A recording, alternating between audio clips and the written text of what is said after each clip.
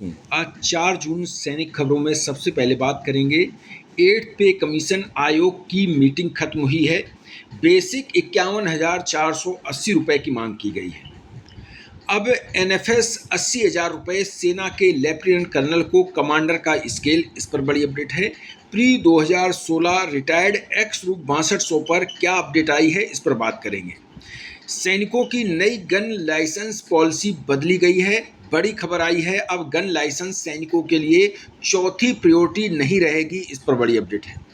PGI में पूर्व सैनिकों की नई भर्ती निकली हुई है, इस पर बात करेंगे।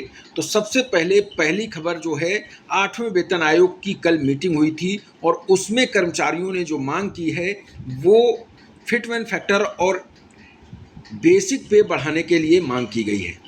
8वें वेतन आयोग में जम्मू कश्मीर के कर्मचारी संगठनों ने फिटमेंट फैक्टर और बेसिक को न्यूनतम मूल वेतन बढ़ाने की मांग की है।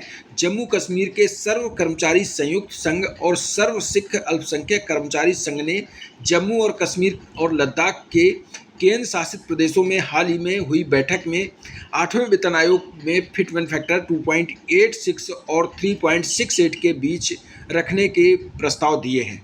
साथ ही बेसिक 51,480 रुपये से 66,240 रुपये तक मूल वेतन बढ़ाने की मांग की गई है। ये जो प्रस्ताव आयोग को दिया गया है, इसमें जम्मू कश्मीर केंद्र शासित प्रदेश के कर्मचारी और पेंशन भोगी 2.86 से 3.68 के बीच फिटमेंट फैक्टर का पुरजोर समर्थन करते हैं। इससे मूल वेतन 18,000 रुपये से बढ़कर 51,480 रुपये और 66,240 रुपये के बीच रह सकता है। साथ में पेंशन भोगियों के लिए भी सुधार करने की मांग की गई है। इसके साथ में इन कर्मचारी संगठनों ने कुछ और मांगे की हैं, वो भी जानना आपके लिए ज़रूरी है। आयोग के साथ में मीटिंग हुई, उसमें मेमोरेंडम सौंपा गया और उस मेमोरेंडम में कहा गया है आयोग से कि कुछ प्रमुख मांगें और हैं जिन्हें पूरा किया जाए। सबसे पहले जो मांग है, फिटमेंट फैक्टर 3.83 किया जाए, यानी कि फिटमेंट फैक्टर है जो 3.83 की मांग की गई है। साथ में ओआरओपी फॉर सिविल पेंशनर्स को भी 1 रैंक 1 पेंशन का फ़ायदा दिया जाए और साथ में एडिशनल पेंशन जो है वो 5 साल में रिवाइज की जाए, यानी कि 65 साल की उम्र में एडिशनल पेंशन का फ़ायदा दिया जाए। साथ में फिक्स्ड मेडिकल अलाउंस FMA 3,000 रुपये किया जाए, ये भी मांग रखी गई है। और कम्यूटेशन रिकवरी जो है वो 15 साल की बजाय 11 साल की जाए, ये कर्मचारी संगठनों ने मांग की है। दूसरी बड़ी खबर है एनएफएस को लेकर, ये एक बड़ी खबर आई है। मिलिट्री सेक्रेटरीट ब्रांच की तरफ से एक लेटर जारी हुआ है जिसमें कहा गया है, grant of non functional scale of ₹80,000 fixed equivalent to army commander pay, यानी कि आर्मी कमांडर का जो नॉन फंक्शनल स्केल है वो 80,000 रुपये है, इसको भी दिया जाए और किसे किसे दिया जाए इसकी मांग की गई है।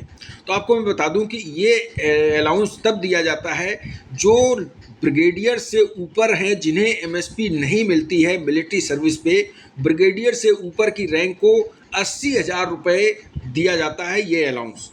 अब ये अलाउंस उनको भी दिया जाएगा जो ब्रिगेडियर से नीचे हैं और ऐसी ड्यूटी करते हैं जो आर्मी कमांडर के इक्विवेलेंट, तो उन्हें भी इसका फ़ायदा दिया जाएगा। आप इस लेटर के माध्यम से देख सकते हैं कि इसमें approval of the competent authority has been accorded for grant of non functional scale of ₹80,000, 80,000 रुपये देने की बात कही गई है। और ये आप देख सकते हैं सभी लेफ्टिनेंट कर्नल को ये दिया जाने लगा है। जिनका प्रमोशन नहीं हो पाता है लेकिन वो ऐसी ड्यूटी करते हैं, तो इसकी वजह से ये दिया जाएगा। तो ये बड़ी अपडेट है जो कि एमएसपी जिन्हें नहीं मिलती है और वो ड्यूटी ऐसी करते हैं, उसके बाद ये अलाउंस दिया जाता है। एक दूसरी बड़ी खबर आई है एक्स ग्रुप वेटरन्स के लेकर है। एक्स ग्रुप वेटरन्स कई बार कमेंट करते हैं कि सर एक्स ग्रुप का कोई अपडेट आपने काफ़ी दिनों से नहीं दिया है। तो बता दें, एक्स ग्रुप की सुनवाई सुप्रीम कोर्ट में चल रही है। मैंने पहले ही इसकी जानकारी आपको दे दी है, शायद आपने वो वीडियो नहीं देखा होगा, तो फिर से बता देते हैं कि एक्स ग्रुप की जो हियरिंग है सुप्रीम कोर्ट में वो 17 जुलाई 2026 को नई डेट दी गई है। 17 जुलाई 2026 को अगली सुनवाई होगी। ये डेट जो दी गई है वो काफ़ी दिनों बाद दी गई है लंबी डेट, यानी कि लगभग 1.5-2 महीने की डेट दी गई है। काफ़ी लंबी डेट है, जिसकी वजह से कई कर्मचारी संगठन भी इस डेट को लेकर सुप्रीम कोर्ट पर सवाल खड़े कर रहे हैं कि क्या सुप्रीम कोर्ट एमएसपी केस की तरह ही एक्स वेटरन्स का भी केस इसी तरह खींचती रहेगी और बाद में डिसमिस कर देगी। तो आपकी क्या राय है, ज़रूर कमेंट में लिखें। एक दूसरी बड़ी खबर है, नई शस्त्र लाइसेंस पॉलिसी में बदलाव करने जा रही है धामी सरकार, यानी उत्तराखंड के सैनिकों और पूर्व सैनिकों के लिए बड़ी अपडेट है। अब आपको चौथी प्रायोरिटी में नहीं, पहली प्रायोरिटी में गन लाइसेंस मिलेगा और बहुत ही आसान तरीके से मिलेगा। बता दें, धामी सरकार पूर्व सैनिकों के लिए नई शस्त्र लाइसेंस यानी कि हथियार लाइसेंस नीति पर विचार कर रही है।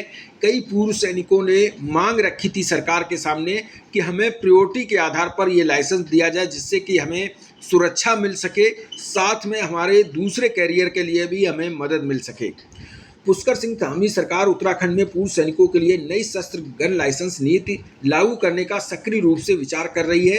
राज्य में सेवानिवृत्त सैन्य कर्मियों के कल्याण के ढांचे को मजबूत करने के उद्देश्य से चलाए जा रहे व्यापक प्रयासों के तहत राज्य गृह विभाग ने इस प्रकरण पर चर्चा चल रही है।